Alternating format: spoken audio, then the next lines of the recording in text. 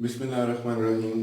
आज जो है वो हम क्लास 9 के यूनिट नंबर 7 सुल्तान अहमद मस्जिद के पार्ट 2 पर जाएंगे। सो हम इसकी तरफ चलते हैं। इससे पहले मैं आपको ये कहना चाहूँगा कि चैनल को सब्सक्राइब और लाइक ज़रूर करें। और बहुत सी ऐसी बुक्स मैंने देखी हैं जिनमें कि ट्रांसलेशन जो है वो बिल्कुल रॉन्ग दी गई हुई है। सो मैंने जो ट्राई किया है, चाहते तो पीपीटी पे भी दे सकते थे इसको, लेकिन ये तरीका दी बेस्ट था। इसमें इजीली इंसान समझ सकता है। सो इस पे चलते हैं अपने सबक की तरफ, लेकिन सब्सक्राइब और लाइक करना मत भूलिएगा।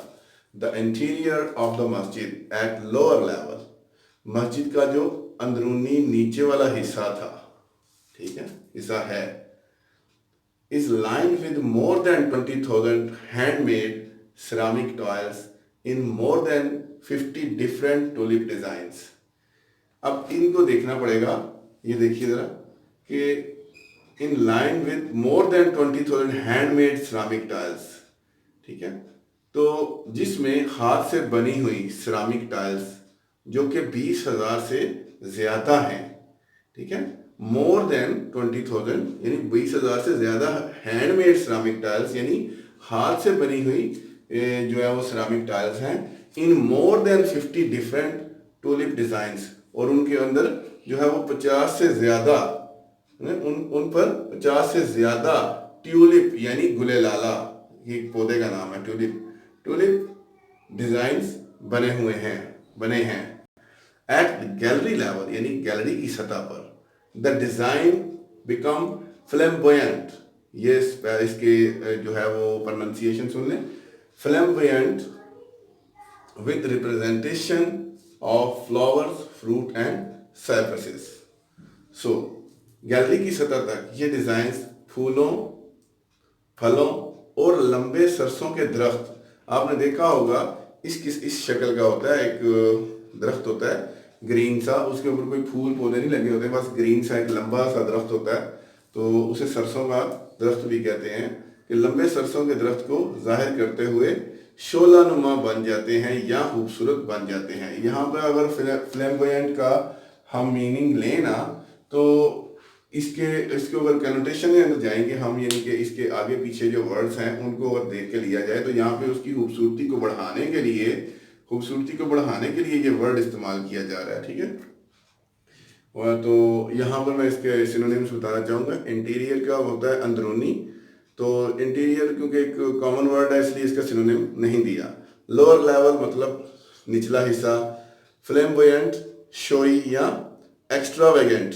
एक्स्ट्रावेगेंट भड़काने वाला या नज़र आने वाला, शोई मतलब जो काफ़ी शो हो, साइप्रसेस यानी सरसों का के लंबे दरख्त।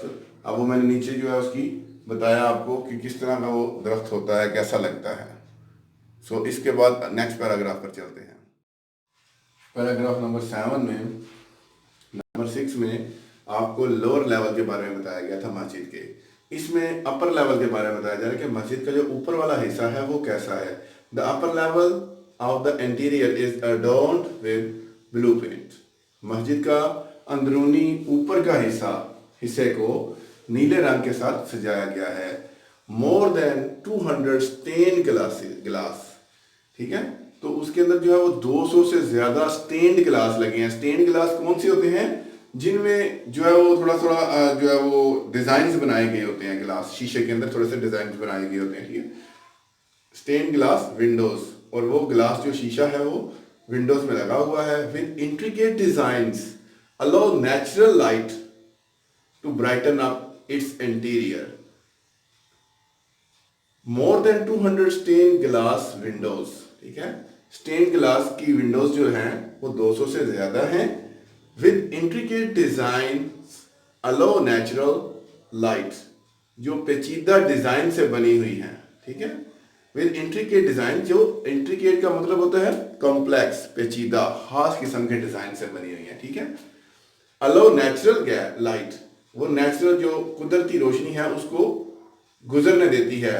To brighten up its interior, जिससे उसका अंदर वाला हिस्सा रोशन होता है, यानी जिससे मस्जिद का अंदरूनी हिस्सा रोशन होता है। एंड शेंडिलियर्स प्रोनाउंसिएशन भी देख लें, एंड शैंडिलियर्स फर्दर इल्यूमिनेट, शैंडिलियर फानूस, वो जो घरों में भी अक्सर लोगों ने लगाए होते हैं, वो छत के साथ लगे होते हैं, जिनके अंदर लाइट्स लाइट्स लगी होती हैं अंदर से, तो लाइट्स लाइट्स लगी होती हैं, तो वो शैंडिलियर्स लगे हुए हैं, फानूस लगे हुए हैं, जिनमें बहुत से बल्ब लगते हैं, बहुत से डिफरेंट डिज़ाइंस बने होते हैं। सो शैंडिलियर्स फर्दर इल्यूमिनेट, जो फानूस हैं वो उसको मज़ीद खूबसूरत बनाते हैं, इट विद देयर ग्लो, जब वो रोशन होते हैं, जब वो रोशन होते हैं फानूस, तो यानी फानूस चमकने के बाद इसको मज़ीद रोशन करते हैं। द डेकोरेशंस इंक्लूड आयत फ्रॉम द होली कुरान, कुरानी आयात भी इसकी सजावट में शामिल हैं। The floors are covered with carpets, फर्श कालीन से डांपे हुए हैं। सो लास्ट पे सिनोनिम्स में देख लें कि अडोर्न का मतलब होता है डेकोरेटेड, सजा हुआ, और इंट्रिकेट, कॉम्प्लेक्स, शैंडिलियर, फानूस, इल्यूमिनेट, लाइट अप। सो चलते हैं नेक्स्ट पैराग्राफ पे। जी पैराग्राफ नंबर 8 है हमारे पास। The most important element in the interior of the masjid is the mihrab, मस्जिद के अंदरूनी हिस्से का सबसे अहम उनसर, मोस्ट इम्पॉर्टेंट एलिमेंट यानी सबसे अहम उनसर जो है वो है विच मस्जिद इज मेहराब, वो मेहराब है, मस्जिद के अंदरूनी हिस्से का सबसे अहम उनसर इसकी मेहराब है, which is made of finally carved marble. ठीक है, तो जो कि कुंदा किए हुए पत्थर से तैयार की गई है।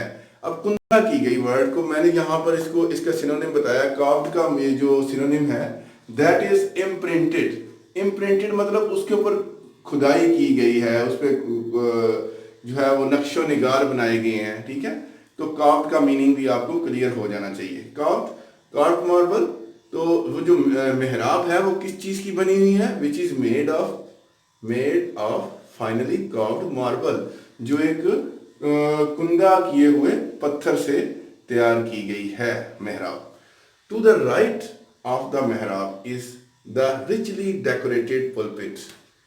ठीक है, तो मेहराब की दाईं तरफ खूबसूरती से सजाया गया मेंबर है। पुलपिट का मतलब क्या होता है, रोस्ट्रम, इसका जो है वो सिनोनिम आ जाएगा, रोस्ट्रम, और इसका मीनिंग आ गया मेंबर, जहाँ पे मौलवी साहब खड़े होते हैं, जहाँ पे खड़े होके, आपको रोस्ट्रम का पता है, क्लासेस के अंदर भी पढ़ा होता है रोस्ट्रम, सो आपको वहाँ से पता होगा जहाँ पे टीचर्स खड़े होते हैं।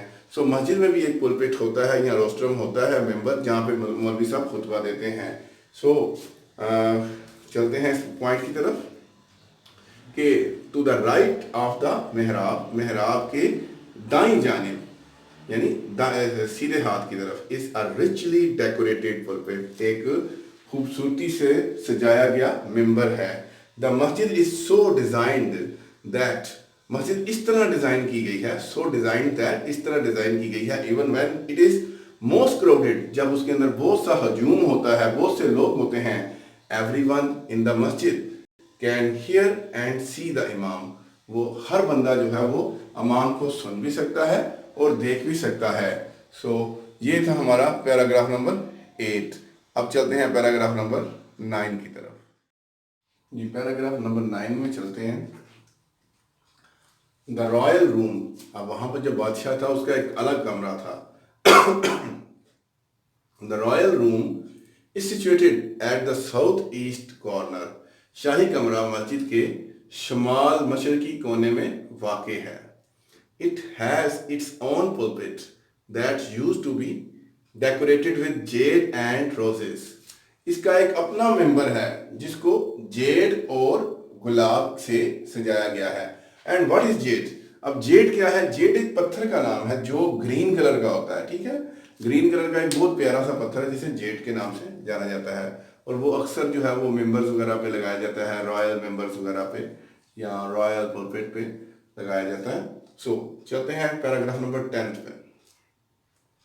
द ब्लू मस्जिद हैज 6 मिनरेट्स, ब्लू मस्जिद यानी नीली मस्जिद के 6 मीनार हैं।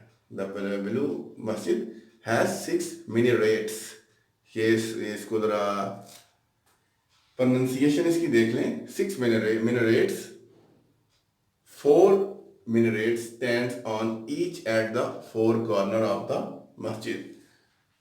4 मीनार मस्जिद के हर कोने पर बनाए गए हैं, ठीक है, ईच कॉर्नर, ठीक है, एट 4 कॉर्नर, यानी 4 कोने हैं मस्जिद के, तो चारों कॉर्नर्स के ऊपर जो है वो एक एक मीनार बनाया गया है. Each of these pencil shaped, अब ये किस शेप के हैं, पेंसिल शेप्ड, यानी पेंसिल की शक्ल के हैं. Pencil shape minarets has 3 balconies. अब बालकनीज क्या होती हैं, अगर मैं आपको जुबानी कलामी समझा देता तो शायद बालकनीज स्टूडेंट्स को, बच्चों को समझ ना आती कि बालकनी, मीनार के ऊपर बालकनी वो कैसे होगी. मैंने साथ इसलिए इसको यहाँ पे बना के भी शो कर दिया कि ये बालकनीज होती हैं जिधर जाके माइक वगैरह या स्पीकर वगैरह लगाए जाते हैं. ऊंचे मीनार का मेन मकसद तो यही होता है कि इसके ऊपर स्पीकर लगाए जाएं और अजान की आवाज़ दूर दूर तक जाए या खुतबे की आवाज़ दूर तक जाए. बालकनीज का होना भी ज़रूरी होता है, हादी जो है वो मीनार बनाने का कोई फ़ायदा नहीं होता. बालकनीज इसकी बनाई जाती हैं जहाँ पे जाके स्पीकर लगाए जाते हैं. while the 2 others at the end of the forecourt, जो कि सहन, सामने वाले सहन के आखिर पे हैं, only have 2 balconies, यानी इट मीन्स कि जो ये 2 balconies वाला है ये फोरकोर्ट में है, यानी सामने वाले सहन के आखिर पे है. ये 2 हैं, और ये वाले हैं जो 3 balconies वाले हैं, ये मस्जिद की चारों कॉर्नर्स के ऊपर एक एक लगा हुआ है. चलते हैं अब नेक्स्ट लास्ट 11th पैराग्राफ पर. जी, लास्ट पैराग्राफ में, in the evening a large number of tourists and Turks gather in the park facing the masjid to hear the call to the evening prayers. शाम के वक्त बहुत से सियाह कहते हैं जो सैर करने वाले होते हैं. शाम के वक्त बहुत से सियाह और तुर्की के लोगों की एक बड़ी तादाद मस्जिद के पास यानी मस्जिद के सामने वाले, and Turks gather in the park facing the masjid to hear the call, ठीक है, यानी मस्जिद के पास पार्क में जमा होकर शाम की अजान सुनते हैं. यानी यहाँ पे आएगा and Turks gather in the park facing the masjid to hear the call, यानी वो अजान सुनते हैं, टू द इवनिंग प्रेयर, यानी अजान सुनते हैं, शाम की नमाज की अजान सुनते हैं. The masjid is flooded with lights, मस्जिद रोशनियों से भरी होती है. And so are the hearts of the believers with divine love, और जैसे अल्लाह ताला की मोहब्बत मोमिनों के दिलों में भरी हुई है, इसी तरह मस्जिद भी रोशनियों से भरी होती है. Though much has been lost of blue मस्जिद ओवर द ईयर्स, अगरचे गुज़श्ता सालों में नीली मस्जिद बहुत कुछ खो चुकी है. Yet it has not lost the love of its visitors, लेकिन अभी तक अपने सियाहों की मोहब्बत नहीं खो सकी. The masjid still one of the most frequently visited monuments of the world, मस्जिद दुनिया की अक्सर यादगारों में से सबसे ज़्यादा सैर की जाने वाली यादगार है. यानी द मस्जिद still one of the most frequently visited monument, मस्जिद एक ऐसी यादगार है जिसपे लोग मुतवातर यानी बार बार विजिट करते हैं. ऑफ द वर्ल्ड, दुनिया की ऐसी यादगारों में से एक यादगार है जिसपे लोग फ्रीक्वेंटली यानी बार बार वहाँ पर विजिट करते हैं. आज का लेसन जो था सुल्तान अहमद मस्जिद हमारा कंप्लीट हुआ.